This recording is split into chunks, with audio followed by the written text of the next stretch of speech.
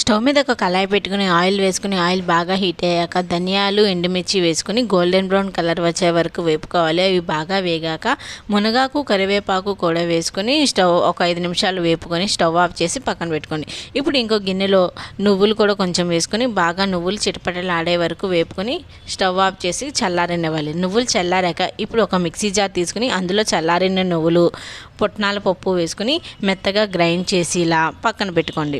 ఇప్పుడు అదే మిక్సీ జార్లో జీలకర్ర, వెల్లుల్లిపాయలు, ఉప్పు, చింతపండు వేసుకుని ముందుగానే మనం వేపుకున్న ఎండుమిర్చి, ధనియాలు, కరివేపాకుది కూడా వేసేసుకుని మెత్తగా గ్రైండ్ చేసుకుని మనం ముందుగానే పుట్నాల పప్పు గ్రైండ్ చేసుకున్నాం కదా, అందులో కలిపేసుకుంటే ఎంతో టేస్టీగా ఉండే కరివేపాకు పుట్నాల పప్పు పొడి రెడీ.